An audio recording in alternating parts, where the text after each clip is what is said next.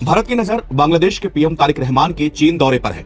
Experts इस मुलाकात के कई मायने निकाल रहे हैं। असल बात यह है कि बांग्लादेश में चीन की एंट्री भारत को सीधा खतरा पैदा कर सकती है। सबसे बड़ी बात यह है कि जिस तरह अमेरिका जगह जगह अपने बेस बनाता है और फिर उन्हीं बेस से अटैक करता है, चीन भी भारत को घेरने के लिए चारों तरफ एक ऐसा ही घेरा बनाने की कोशिश कर रहा है। यही कारण है कि वो पाकिस्तान और बांग्लादेश को हमेशा अपने पाले पर रखता है। बांग्लादेश के पीएम ने भारत की पीठ पर छुरा भोंका है। ये मैं आम आदमी की भाषा में बता रहा हूं। कूटनीतिक भाषा में इसे कहा जाता है कि ये हमारी स्वतंत्र विदेश नीति का एक हिस्सा है। दो फैसले हिंदुस्तान के लिए बहुत बड़ा खतरा है। पहला, तीस्ता जल परियोजना की चाबी चीन को सौंपना और दूसरा है मोंगला पोर्ट। 22 से 26 जून 2026 तक बांग्लादेशी पीएम तारिक रहमान चीन में थे। इसी दौरान बांग्लादेश ने अपने मोंगला पोर्ट का प्रोजेक्ट भारत से छीनकर चीन को दे दिया। यानी हमारे तट से महज 80 किलोमीटर दूर मोंगला पोर्ट पर चीन बैठेगा। भारत की चिकन नेक से 100 किलोमीटर दूर तीस्ता नदी को भी चीन मैनेज करेगा। शेख हसीना गवर्नमेंट में मोंगला और तीस्ता प्रोजेक्ट भारत को सौंपे गए थे। मोहम्मद यूनुस ने उनके फैसले पलट दिए। फिर तारिक रहमान के पीएम बनने के बाद ये चर्चा हुई कि क्या वो चीन के बजाय भारत को प्राथमिकता देंगे, लेकिन ऐसा नहीं हुआ। जैसे कि आप सभी जानते हो कि हाल ही में तारिक रहमान, जो कि वर्तमान में प्राइम मिनिस्टर हैं बांग्लादेश के, उन्होंने चीन की यात्रा की है। लेकिन इस यात्रा में सबसे ज्यादा अगर किसी को नुकसान पहुंचा है तो वो है भारत। क्यों? क्योंकि अभी तक तो हम चटकाओं देख रहे थे, लेकिन मोंगला पोर्ट के बारे में शायद आप में से बहुत सारे लोग नहीं जानते होंगे, जो कि भारत के लिए बहुत ही ज्यादा महत्वपूर्ण था। अगर आप मेरे रेगुलर व्यूअर्स हैं तो मैंने कुछ वीडियोस आज से कुछ अर्सा कबल आपको दिखाई थी, जब तारिक रहमान प्राइम मिनिस्टर बना था बांग्लादेश का इलेक्ट होकर। उस पर भारतीयों ने काफ़ी जश्न मनाया था, काफ़ी रोला रप्पा हुआ था भारत की गोदी मीडिया में कि अब हम पाकिस्तान को फिर से उसकी औकात पर लाकर खड़ेंगे। यानी बांग्लादेश और पाकिस्तान के जो रिलेशंस हैं, मोहम्मद यूनुस की जो इंटरिम गवर्नमेंट थी, जो एज एडवाइज़र वहाँ पर काम कर रहा था, चीफ एडवाइज़र, उसने जो कदम लिए हैं वो सारे के सारे तारिक रहमान अब वापस लेगा। तारिक रहमान ने पाकिस्तान को लेकर कुछ सख्त ट्वीट्स भी की थी, जिस पर भी भारतीय बड़ा खुश थे। लेकिन अब हालात ऐसे पलटे हैं कि भारतीयों को समझ नहीं आ रही कि उसे बयान कैसे करें। कोई कहता है पीठ पीछे छुरा घोंपा है।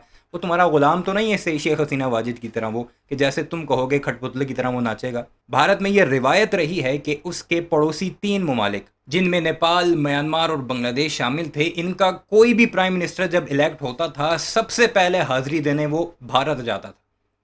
ये एक रिवायत थी। लेकिन पिछले कुछ अरसे से इन तीनों ममालिक ने भारत जाना छोड़ दिया। यानी एक दहाइयों से चली आने वाली रिवायत को मुकम्मल तौर पर ख़त्म कर दिया। उस पर भी भारतीयों को बड़ी तकलीफ़ है। और इस बार भी तारिक रहमान ने भारत का दौरा नहीं किया, इंडोनेशिया और चाइना का दौरा कर लिया है। और चाइना के अंदर जाकर वो मोंगला पोर्ट जो भारत के पास थी, या वो तीस्ता नदी प्रोजेक्ट जो भारत को दिया हुआ था, वो दोनों उसने उठाकर चीन के हवाले कर दिए और बाकायदा उस पर एग्रीमेंट भी हो चुके हैं। वो जो तारिक रहमान से उम्मीदें लगाकर बैठे हुए थे कि आएगा और पाकिस्तान से ताल्लुकात बड़े ख़राब हो जाएंगे, हम पाकिस्तान को औकात में लाकर खड़ा कर देंगे, शेख हसीना वाजिद पार्ट 2 बनेगा, बाकायदा ये उनके थंबनेल्स थे। शेख हसीना पार्ट 2 है तारिक रहमान। उसने आकर ऐसा लताड़ा है इन्हें कि अब इनकी चीखें सुने कि बांग्लादेश ने जी हमारी पीठ पीछे छुरा घूम दिया है। खैर, सुनते हैं और इन्जॉय करते हैं। आपने चैनल सब्सक्राइब नहीं किया तो ऐसी वीडियोज़ के लिए ज़रूर कीजिएगा। क्षेत्रीय संतुलन में अगर मैं बात करूं तो सबसे अहम भूमिका निभा रहा था। ये पोर्ट बांग्लादेश द्वारा चाइना को दे दिया गया है विकसित करने के लिए। दोनों मिलकर के इसका विकास करेंगे। भारत के लिए ये बहुत ही बड़ा झटका हो जाता है। और भारत के लिए अगर मैं बात करूं पड़ोसी देशों की कूटनीति में, तो ये सबसे बड़ी हार भी मानी जा रही है। आखिर पूरा मामला क्या हो जाता है, कैसे भारत के हाथ से वो सभी प्रोजेक्ट फिसले हैं जो कभी भारत के साथ विकसित होने वाले थे। और बांग्लादेश, और जब शेख हसीना की सरकार थी तो बांग्लादेश और भारत साथ साथ उस प्रोजेक्ट्स को डेवलप कर रहे थे। वो सभी प्रोजेक्ट आज चीन के हाथ में है कि कहां पर भारत को ये सारी समस्याओं का हल देखना होगा। और अगर भारत आज नहीं समझ पाया तो मुझे चलता है आगे जाकर के हिंद महासागर पर अगर चाइना का कब्जा हो जाए तो आप में से किसी को भी बहुत ज्यादा अचंभित होने की जरूरत नहीं है। ये वही बांग्लादेश है जब हमारी इंदिरा गांधी जी की सरकार थी तो हमने इनको मुक्ति दिलाई थी, इनके साथ अग्रीमेंट साइन किया था, पाकिस्तान के 93,000 सैनिकों को कैप्चर करके भी रखा था। और यही बांग्लादेश अब भारत को आग दिखा करके चाइना की गोदी में जाकर के बैठ चुका है। भारत के एहसानों तले बांग्लादेश ने बंगाल की खाड़ी में बड़ी साजिश कर डाली है। तारिक रहमान की सरकार ने मोंगला पोर्ट को बनाने का काम भारत से छीन लिया है और सीधे चीन की सरकारी कंपनी को सौंप दिया है। अब भारतीय बॉर्डर से सिर्फ 80 किलोमीटर दूर इस बंदरगाह पर चीन का कब्जा होगा, जो भारत के लिए एक बहुत बड़ा खतरा हो सकता है। यहाँ बैठकर चीनी सेना कोलकाता और हल्दिया पोर्ट की हर हलचल और भारतीय नौसेना की मूवमेंट पर सीधे नजर रखेगी। बंगाल की खाड़ी में भारत के खिलाफ एक बड़ी इंटरनेशनल साजिश को अंजाम दिया गया है। तारिक रहमान ने भारत की पीठ में ऐसा छुरा घोंपा है कि हमारी पूरी एक्स ईस्ट पॉलिसी और पूर्वी सुरक्षा चक्रव्यूह को तगड़ा झटका लगा है। बांग्लादेश ने मोंगला पोर्ट प्रोजेक्ट पर भारत से उसको छीन लिया है और इसे सीधे चीन की झोली में डाल दिया है। ये वही राजनीतिक बंदरगाह है जिसे साल 2015 में भारत को सौंपा गया था, लेकिन अब इस पर शी जिनपिंग की सरकार अपनी कंपनी की मर्जी चलाएगी। इस लोकेशन पर चीन की पहले से गंदी नजर थी, क्योंकि यहाँ से कोलकाता से हल्दिया तक का ताक झांक आसानी से किया जा सकता है। भारतीय सीमा से महज 80 किलोमीटर दूर ड्रैगन की टेढ़ी नजर। अरे अगर हम बांग्लादेश की, तो अभी आप मान के चलिए कि भारत को नाको चने चबवा रहा है बांग्लादेश। और भारत क्या कर रहा है? बांग्लादेश को लग रहा है कि अब ये काम करके बहुत बढ़िया कर रहे हैं, लेकिन बांग्लादेश बर्बादी की ओर जा रहा है। वैसे ही बर्बाद था, और बर्बाद हो जाएगा। भारत बहुत कोशिश कर रहा है बांग्लादेश को रोकने की, उसने पाकिस्तान को भी रोकने की कोशिश की, बट अब जिस तरीके से पाकिस्तान बर्बाद हो रहा है, अल्टीमेटली ये सब भारत के पास ही आएंगे। आप देख लीजिएगा, आज नहीं तो कल ये रियलिटी बनेगी। इनका वो खोता दिमाग जो 1947 में था अभी तक चेंज नहीं हुआ। पता नहीं अपने आप को क्या समझते हैं। शक्लें इनकी देखने जोगी नहीं है और दूसरों की शक्लों पर बातें करेंगे। अक्ल इनकी ज़रा भी नहीं है और दूसरों की अक्लों पर बात करेंगे। अंदाज़ा लगाइए, भारत 1947 में जो कुछ कह रहा था ना कि पाकिस्तान हमारी झोली में आकर गिरेगा, कितना एक सर्वाइव कर लेगा, साल कर लेगा, 2 कर लेगा, कुछ भी नहीं है। 80 साल हो चुके हैं अल्हम्दुलिल्लाह। बांग्लादेश को अब यही कह रहे हैं कि चाइना की तरफ गया है ना, आ जाएगा हमारे पास दोबारा, हमारी झोली में आकर गिरेगा। ये हालात हैं इनके। पता नहीं कौन सी ये इन्फीरियरिटी कम्प्लेक्स है, ये सुपीरियरिटी कम्प्लेक्स है, कौन से कम्प्लेक्स का शिकार हैं ये भारतीय। लेकिन बांग्लादेश में जो तारिक रहमान है, शेख हसीना का उसी समय इंटरव्यू आता है। शायद भारत कुछ प्लान कर रहा हूं। शेख हसीना भारत में है, भारत को बिल्कुल शरण दी। इसमें मैं कुछ एक्सपर्ट्स कह रहे थे कि भैया नहीं देनी चाहिए थी। क्यों नहीं देनी चाहिए थी यार? बिल्कुल देनी चाहिए थी। तो भारत ने शेख हसीना को शरण दी। अब हो सकता है कि भारत शेख हसीना को वापस भेजे प्रॉपर प्लान के साथ। और शेख हसीना ने एक इंटरव्यू में बोला है कि मैं मरने से नहीं डरती, मैं जाऊंगी वहां पे, भले आप आवामी लीग पर बैन लगा दें। और जाना बहुत जरूरी है, क्योंकि चाइना ने अब मोंगला पोर्ट ले लिया बांग्लादेश से, खत्म कर दिया है बांग्लादेश को।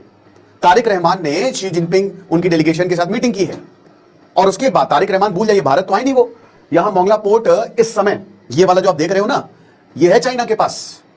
भारत ने एक्ट ईस्ट इंडिया पॉलिसी पर बहुत बढ़िया काम कर रहा था। भारत कितने सारे प्रोजेक्ट्स भारत ने बनाए थे, बहुत सारे प्रोजेक्ट्स भारत ने बनाए थे, लेकिन अब वो सब कहां है? और अब चीन को मोंगला और चटगांव प्रोजेक्ट सौंपना कूटनीतिक तौर पर भारत के लिए एक बड़ा और चिंताजनक बदलाव है। दरअसल तख्तापलट से पहले जून 2024 में शेख हसीना भारत आई थी। तब दोनों देशों के ज्वाइंट स्टेटमेंट में कहा गया कि मोंगला और चटगांव में भारत को सौंपे गए दोनों स्पेशल इकोनॉमिक जोन पर जल्दी काम शुरू होगा। भारत की मदद से तीस्ता नदी का संरक्षण और प्रबंधन भी किया जाएगा। अब तक बंगाल की खाड़ी में भारत का पूरी तरह से दबदबा रहा है, लेकिन मोंगला पोर्ट तक चीन की पहुंच से इस इलाके में सामरिक तौर पर भारत के लिए एक नई चुनौती पैदा होगी। एक बार कंट्रोल में आने के बाद चीन यहां पर सैन्य बेस भी बना सकता है। इसके उदाहरण देखिए, 2023 में चीनी कंपनियों ने बांग्लादेश के कॉक्स मार्केट में पनडुब्बी का बेस तैयार कर दिया। यहाँ पर 6 पनडुब्बियां और 8 युद्धपोत खड़े होते हैं। इसके मेंटेनेंस के लिए बांग्लादेश पूरी तरह से चीन पर डिपेंड है। चटगांव और मोंगला तक भी कई चीनी युद्धपोत आते जाते रहे हैं। बांग्लादेश हमारे लिए इतना महत्वपूर्ण क्यों है? तो सबसे बड़ी बात है कि एंशिएंट में हमने इनको आजादी दिलाई है, इसलिए भी महत्वपूर्ण है। प्लस हमारे बहुत सारे क्षेत्र इससे टच होते हैं, इसलिए भी जरूरी हो जाता है। इंडिया लूजेस की Bangladesh port project to China, और ये हमारे लिए बहुत ही महत्वपूर्ण था। और ये हमारा लूज करने का मतलब ये है कि कहीं ना कहीं हमारी स्ट्रैटेजी बहुत ही ज्यादा घटिया रही है इस बार। खैर, आगे बढ़ते हैं। हाल ही में बांग्लादेश के प्रधानमंत्री तारिक रहमान यात्रा पर गए थे, और यहाँ पर जो हुआ है, मोंगला बंदरगाह में एक विशेष आर्थिक क्षेत्र विकसित किया जा रहा है और समझौते को अंतिम रूप देकर के आए हैं। किसके साथ? चाइना के साथ। यहाँ पर तो इकोनॉमिक जोन अब यहाँ पर डेवलप किया जाएगा, बांग्लादेश और चीन मिलकर के बनाएंगे। अच्छा, ये परियोजना कौन सी हो जाती है? तो सबसे बड़ी बात, ये वही परियोजना है जो कभी भारत के सहयोग से विकसित की जानी थी, लेकिन आज यही परियोजना चीन के सहयोग से विकसित की जा रही है। इसका सीधा साधा इंडिकेशन ये हो जाता है कि भारत चाहे कितने भी ट्राई कर ले संबंधों को ठीक करने का, बांग्लादेश का रुख अब पूरी तरीके से चाइना वाला हो चुका है और एंटी इंडिया वो सारे काम कर रहे हैं। कैसे, कौन कौन से और एंटी इंडिया काम किए हैं? इस नए समझौते ने न केवल दक्षिण एशिया की जो भू राजनीति है इसको नई दिशा दी है, बल्कि हिंद महासागर में जो चीन का प्रभाव बढ़ने वाला है इसके भी संकेत दे दिए हैं। चलो, अब जैसे मैंने बोला था कि कैसे बांग्लादेश एंटी इंडिया होता हुआ जा रहा है, बांग्लादेश को यह बखूबी पता है कि भारत और टर्की के संबंध बेहतरीन नहीं रह गए हैं जब से ऑपरेशन सिंदूर हुआ और टर्की ने पाकिस्तान को सपोर्ट किया था। ये सब जानने के बावजूद हाल ही में पिछले कुछ समय पहले ही बांग्लादेश ने टर्की के साथ यहाँ पर एक joint defence and foreign affairs mechanism को स्ट्रेंथन करने की बात करी। शी जिनपिंग की सरकारी company China civil engineering construction corporation (CCCC) को मोंगला पोर्ट का कंट्रोल दिया गया है। इस लोकेशन का चीन के पास जाना कितना खतरनाक है, इसका अंदाजा आप इसी बात से लगा सकते हैं कि ये भारतीय बॉर्डर से सिर्फ और सिर्फ 80 किलोमीटर की दूरी पर है।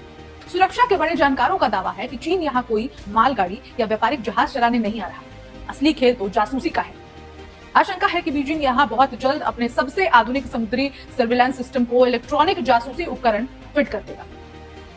इसका नतीजा ये होगा कि बॉर्डर के इतने पास बैठकर शी जिनपिंग की लाल सेना यानी कि PLA हमारे कोलकाता और हल्दिया पोर्ट की पल पल की हलचल, हमारी नौसेना के जहाजों की मूवमेंट और हमारे कोस्टल रडार नेटवर्क के हर ये हालात हैं जी।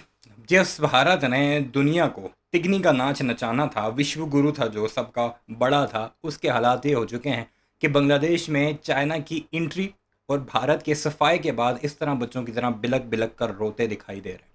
कोई कहता है कि हमारी पीठ पे छुरा घोंपा बांग्लादेश ने। भाई वो तुम्हारा गुलाम तो नहीं है, वो शेख हसीना वाजिद की तरह खटपुत्ती तो नहीं है। और जिस तरीके से चाइना कंट्रोल कर रहा है सब कुछ, उसने भारतीयों का बड़ा बुरा हाल करना है आने वाले वक्त में। और पाकिस्तान ने पहले ही कहा था कि हम तुम्हारे ईस्ट की तरफ से आएंगे अब की बार, और ये सब भारतीयों को अच्छे तरीके से पता है। और कुछ ही वक्त के बाद लाल मुनीर हाट एक और ऐसी बेस है, वो पाकिस्तान और चीन मिलकर आपको डेवलप करते दिखाई देंगे। फिर भारतीयों ने क्या रोना है वो मैं आपको फिर तब बताऊंगा, क्योंकि वो तो सिलीगुड़ी कॉरिडोर जो चिकन स्नैक है उसके सबसे करीब पड़ती है।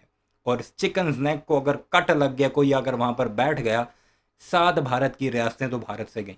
बहरहाल इस सारे मामले पर आपकी क्या राय है कमेंट सेक्शन में ज़रूर बताइएगा। चैनल को सब्सक्राइब नहीं किया तो ऐसे वीडियोस के लिए उसे भी ज़रूर सब्सक्राइब कीजिए।